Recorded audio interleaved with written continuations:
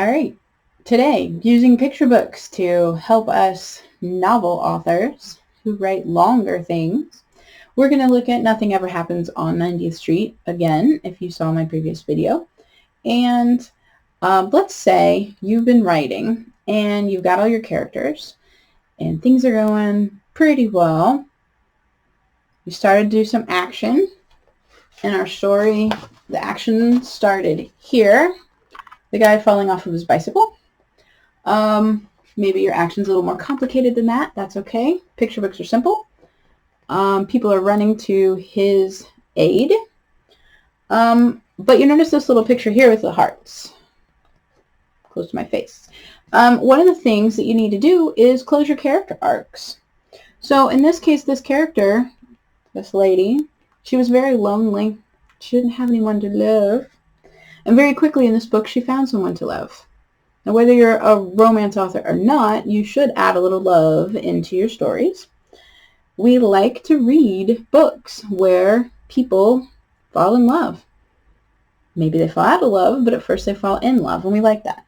And so this is one character arc that you can finish, but this author knew. They didn't just stop with one character arc.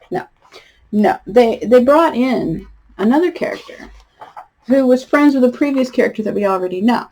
So here we are inserting someone new, which is okay. It's okay to do that. Throw in another character. If you get stuck, that was the first video. Throw in another character. This author did it again. Introduce someone new. They know someone that we already know in the story. And they're going to help this person close their character arc and solve this problem. Oh, but that's not all. See, then another problem arises. The cat is the cat. It's being a cat. It ran away, went up a tree. We still have a lot of characters that we need to deal with. You can't just close 2 character arcs if you've introduced a whole bunch of characters and they all have a problem, right? They all have to work together.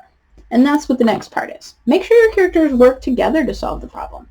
Maybe you're stuck in your writing because the problem just seems too big. How am I going to get my characters out of this? Think about the strengths of the other characters that you've written.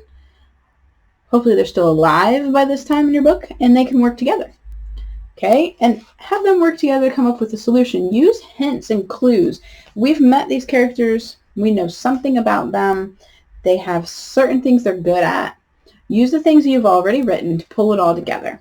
If you're a person who outlines, you probably already know which character is going to do what and how you're going to pull them all together. If you are a pantser and you sit and write by the seat of your pants, don't forget to use your character strengths. Okay, but even outliners can get stuck. Even outliners can get to this point where they all have to work together and they go, oh, I don't know what to make. And in this case, they made a meal. Now you don't have to use food. You don't even have to use, animate characters. But they're solving a problem. So you got to figure out some way for them to work together to solve the problem. So character arcs, close them. Picture books, close them. They give us satisfying endings. Unless you're going to write sequels, close your character arcs. Give us a satisfying ending to their individual problems and let them use their strengths. And don't forget to throw in a little love.